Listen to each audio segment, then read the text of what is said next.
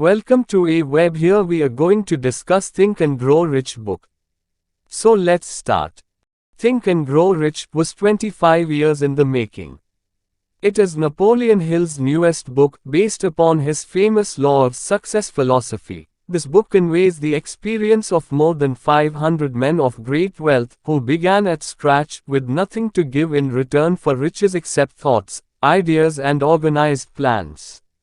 In every chapter of this book, mention has been made of the money-making secret which has made fortunes for more than 500 exceedingly wealthy men whom I have carefully analyzed over a long period of years. Truly, thoughts are things, and powerful things at that, when they are mixed with definiteness of purpose, persistence, and a burning desire for their translation into riches or other material objects. A little more than 30 years ago, Edwin C. Barnes discovered how true it is that men really do think and grow rich. His discovery did not come about at one sitting. It came little by little, beginning with a burning desire to become a business associate of the great Edison. One of the chief characteristics of Barnes' desire was that it was definite. He wanted to work with Edison, not for him. Observe carefully the description of how he went about translating his desire into reality, and you will have a better understanding of the 13 principles which lead to riches. When this desire, or impulse of thought, first flashed into his mind, he was in no position to act upon it. Two difficulties stood in his way. He did not know Mr. Edison, and he did not have enough money to pay his railroad fare to Orange, New Jersey. These difficulties were sufficient to have discouraged the majority of men from making any attempt to carry out the desire. But his was no ordinary desire. He was so determined to find a way to carry out his desire that he finally decided to travel by blind baggage rather than be defeated. To the uninitiated, this means that he went to East Orange on a freight train. He presented himself at Mr. Edison's laboratory and announced he had come to go into business with the inventor. In speaking of the first meeting between Barnes and Edison, years later, Mr. Edison said, "He stood there before me looking like an ordinary tramp, but there was something in the expression of his face which conveyed the impression that he was determined to get what he had come after." I had learned, from years of experience with men, that when a man really desires a thing so deeply that he is willing to stake his entire future on a single turn of the wheel in order to get it, he is sure to win. I gave him the opportunity he asked for, because I saw he had made up his mind to stand by until he succeeded. Subsequent events proved that no mistake was made.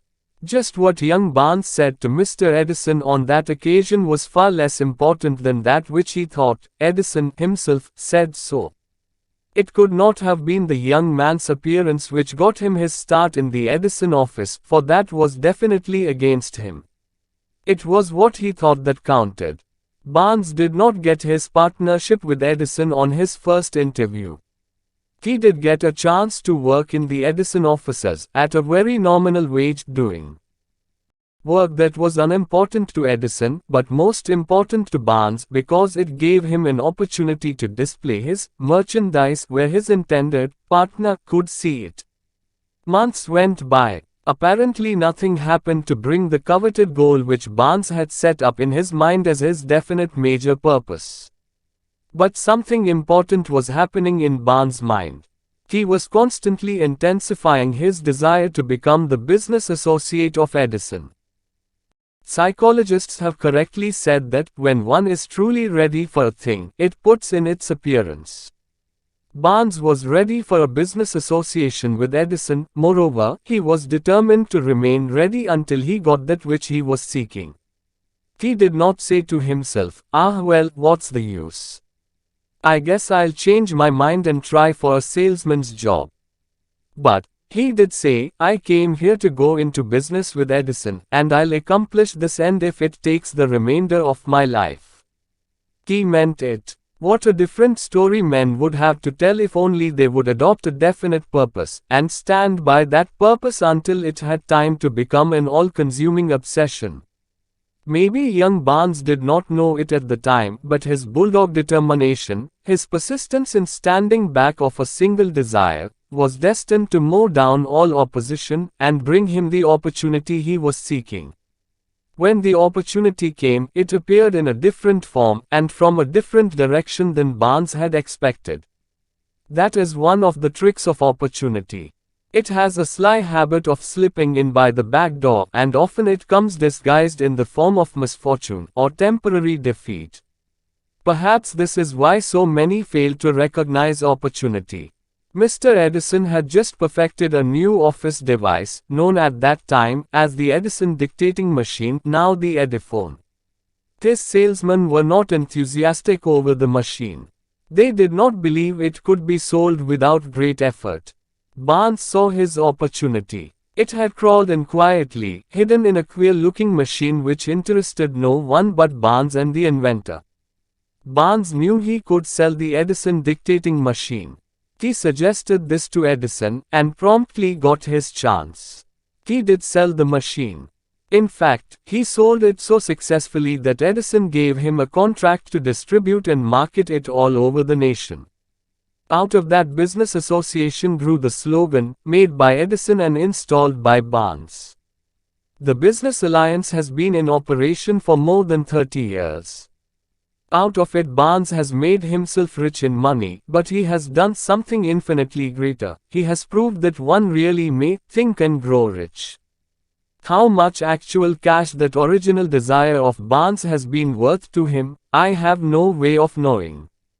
Perhaps it has brought him $2 or $3 million, but the amount, whatever it is, becomes insignificant when compared with the greater asset he acquired in the form of definite knowledge that an intangible impulse of thought can be transmuted into its physical counterpart by the application of known principles. Barnes literally thought himself into a partnership with the great Edison. He thought himself into a fortune. He had nothing to start with except the capacity to know what he wanted, and the determination to stand by that desire until he realized it. He had no money to begin with. He had but little education. He had no influence. But he did have initiative, faith, and the will to win. With these intangible forces he made himself number one man with the greatest inventor who ever lived. Now, let us look at a different situation, and study a man who had plenty of tangible evidence of riches, but lost it, because he stopped 3 feet short of the goal he was seeking. 3 feet from gold. One of the most common causes of failure is the habit of quitting when one is overtaken by temporary defeat. Every person is guilty of this mistake at one time or another. An uncle of R.U. Darby was caught by the gold fever in the gold rush days and went west to dig and grow rich. He had never heard that more gold has been mined from the brains of men than has ever been taken from the earth. He staked a claim and went to work with pick and shovel. The going was hard, but his lust for gold was definite. After weeks of labor, he was rewarded by the discovery of the shining ore. He needed machinery to bring the ore to the surface.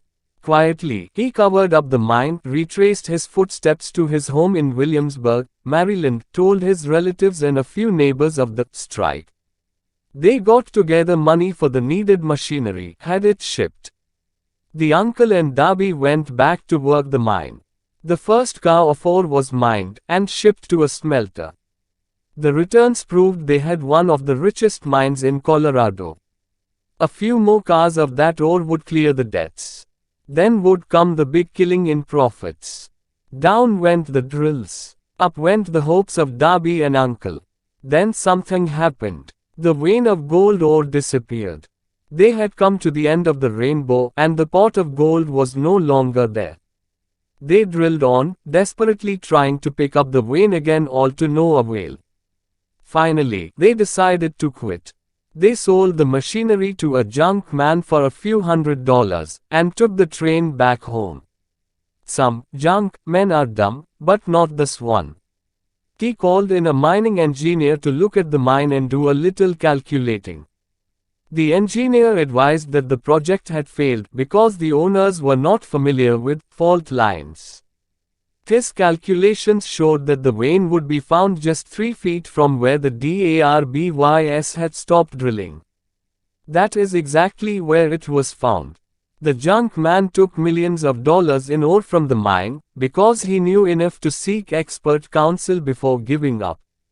Most of the money which went into the machinery was procured through the efforts of R.U. Darby, who was then a very young man. The money came from his relatives and neighbors because of their faith in him. He paid back every dollar of it, although he was years in doing so. Long afterward, Mr. Darby recouped his loss many times over, when he made the discovery that desire can be transmuted into gold. The discovery came after he went into the business of selling life insurance. Remembering that he lost a huge fortune because he stopped 3 feet from gold, Darby profited by the experience in his chosen work, by the simple method of saying to himself, I stopped 3 feet from gold, but I will never stop because men say no when I ask them to buy insurance. Darby is one of a small group of fewer than 50 men who sell more than $1 million in life insurance annually. He owes his stickability to the lesson he learned from his quitability in the gold mining business. Before success comes in any man's life, he is sure to meet with much temporary defeat, and perhaps some failure. When defeat overtakes a man, the easiest and most logical thing to do is to quit. That is exactly what the majority of men do. More than 500 of the most successful men this country has ever known, told the author their greatest success came just one step beyond the point at which defeat had overtaken them. Failure is a trickster with a keen sense of irony and cunning. It takes great delight in tripping one when success is almost within reach. A 50-cent lesson in persistence. Shortly after Mr. Darby received his degree from the University of Hard Knocks and had decided to profit by his experience in the gold mining business, he had the good fortune to be present on an occasion that proved to him that no does not necessarily mean no. One afternoon he was helping his uncle grind wheat in an old-fashioned mill. The uncle operated a large farm on which a number of colored sharecrop farmers lived. Quietly, the door was opened, and a small colored child, the daughter of a tenant, walked in and took her place near the door. The uncle looked up, saw the child, and barked at her roughly, "What do you want?" Meekly, the child replied, "My mammy say send her 50 cents. "I'll not do it," the uncle retorted, "now you run on home." "Yes, sir," the child replied. But she did not move. The uncle went ahead with his work, so busily engaged that he did not pay enough attention to the child to observe that she did not leave. When he looked up and saw her still standing there, he yelled at her, "I told you to go on home. Now go, or I'll take a switch to you." The little girl said, "Yes, sir," but she did not budge an inch. The uncle dropped a sack of grain he was about to pour into the mill hopper, picked up a barrel stave, and started toward the child with an expression on his face that indicated trouble.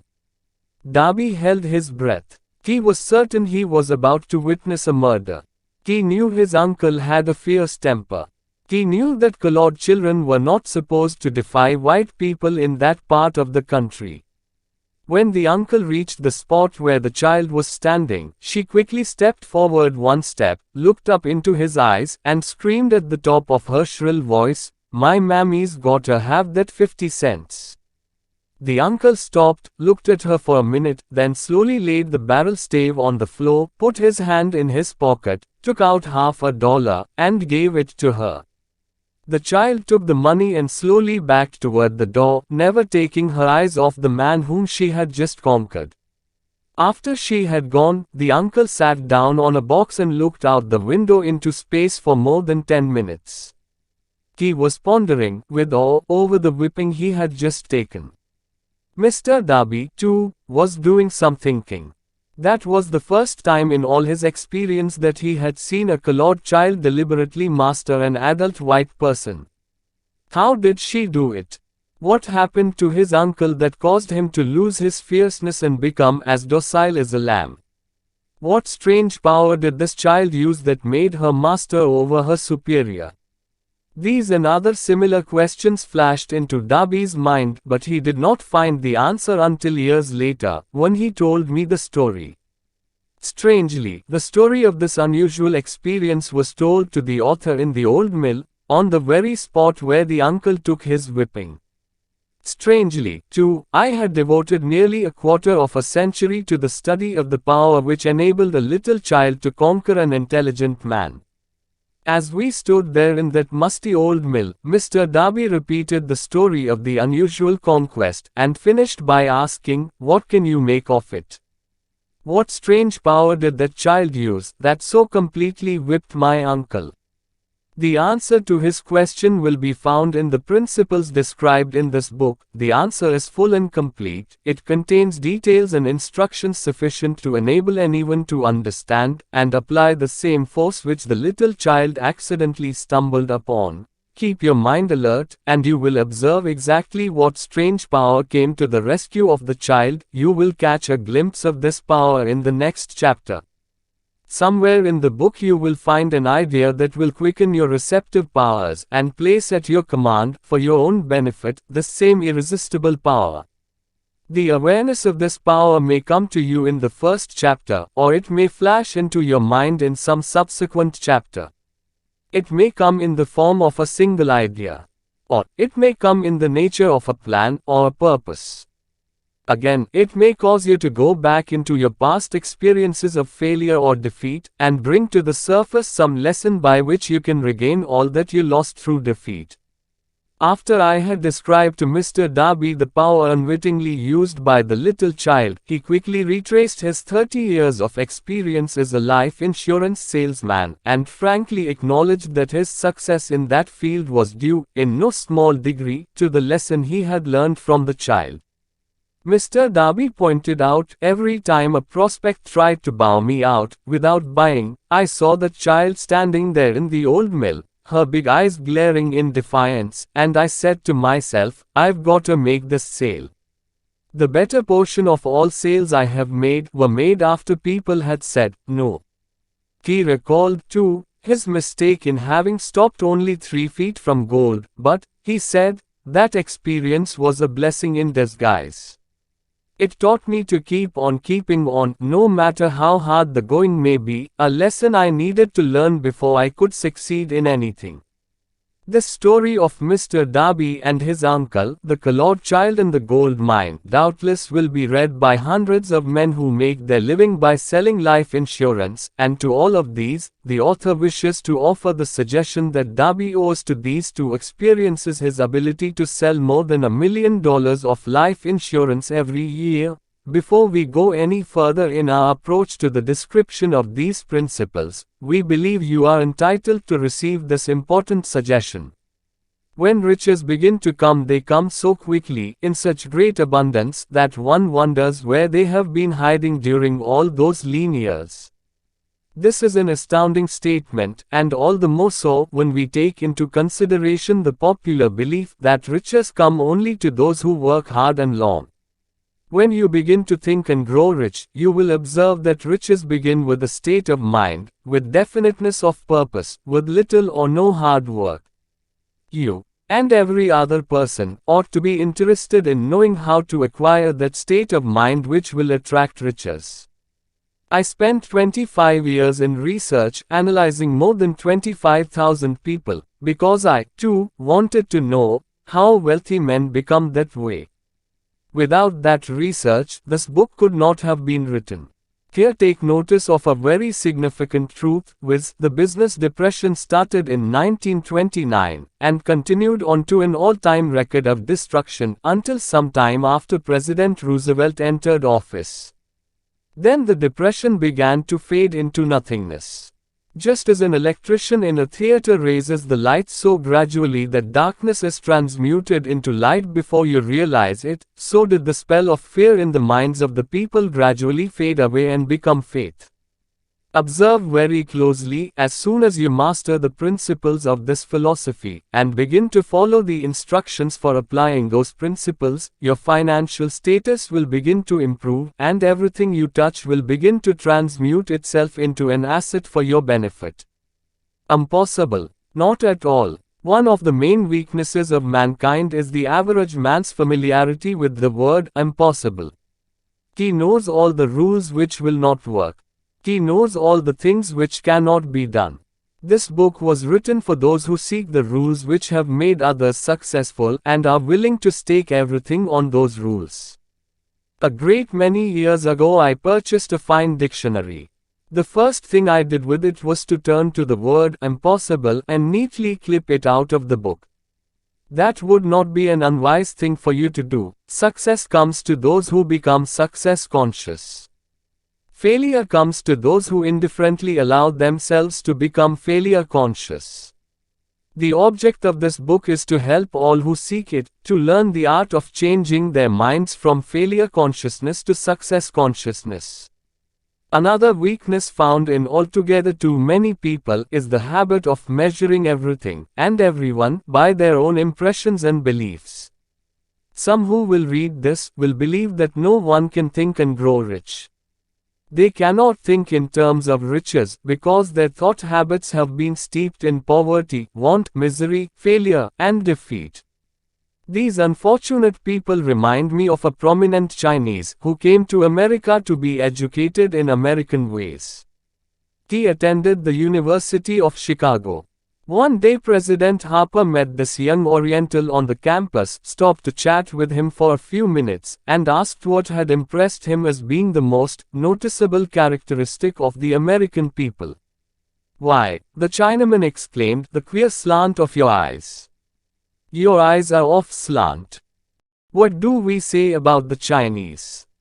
We refuse to believe that which we do not understand. We foolishly believe that our own limitations are the proper measure of limitations.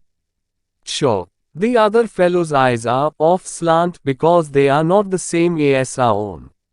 Millions of people look at the achievements of Henry Ford after he has arrived and envy him because of his good fortune, or luck, or genius, or whatever it is that they credit for Ford's fortune.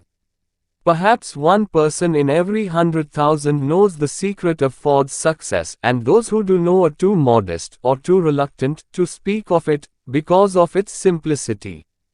A single transaction will illustrate the secret perfectly.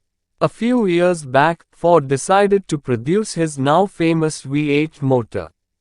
He chose to build an engine with the entire 8 cylinders cast in one block, and instructed his engineers to produce a design for the engine. The design was placed on paper, but the engineers agreed to a man that it was simply impossible to cast an 8-cylinder gas engine block in one piece. Ford said, "Produce it anyway." But, they replied, "It's impossible." "Go ahead," Ford commanded, "and stay on the job until you succeed no matter how much time is required." The engineers went ahead. There was nothing else for them to do, if they were to remain on the Ford staff. 6 months went by, nothing happened. Another 6 months passed, and still nothing happened. The engineers tried every conceivable plan to carry out the orders, but the thing seemed out of the question, impossible. At the end of the year Ford checked with his engineers, and again they informed him they had found no way to carry out his orders. "Go right ahead," said Ford, "I want it, and I'll have it." They went ahead, and then, as if by a stroke of magic, the secret was discovered. The Ford determination had won once more. This story may not be described with minute accuracy, but the sum and substance of it is correct. Deduce from it, you who wish to think and grow rich, the secret of the Ford millions, if you can. You'll not have to look very far. Henry Ford is a success because he understands and applies the principles of success. One of these is desire, knowing what one wants. You are the master of your fate, the captain of your soul, because When Henley wrote the prophetic lines, "I am the master of my fate, I am the captain of my soul," he should have informed us that we are the masters of our fate, the captains of our souls, because we have the power to control our thoughts. He should have told us that the ether in which this little earth floats, in which we move and have our being, is a form of energy moving at an inconceivably high rate of vibration, and that the ether is filled with a form of universal power which adapts itself to the nature of the thoughts we hold in our minds, and influences us, in natural ways, to transmute our thoughts into their physical equivalent. If the poet had told us of this great truth, we would know why it is that we are the masters of our fate, the captains of our souls. He should have told us, with great emphasis, that this power makes no attempt to discriminate between destructive thoughts and constructive thoughts, that it will urge us to translate into physical reality thoughts of poverty, just as quickly as it will influence us to act upon thoughts of riches. He should have told us, too, that our brains become magnetized with the dominating thoughts which we hold in our minds, and, by means with which no man is familiar, these magnets attract to us the forces, the people, the circumstances of life which harmonize with the nature of our dominating thoughts. He should have told us that before we can accumulate riches in great abundance, we must magnetize our minds with intense desire for riches, that we must become money conscious until the desire for money drives us to create definite plans for acquiring it. But, being a poet and not a philosopher, Henley contented himself by stating a great truth in poetic form, leaving those who followed him to interpret the philosophical meaning of his lines. Thank you for watching. Please do subscribe and see you on next video. Thanks.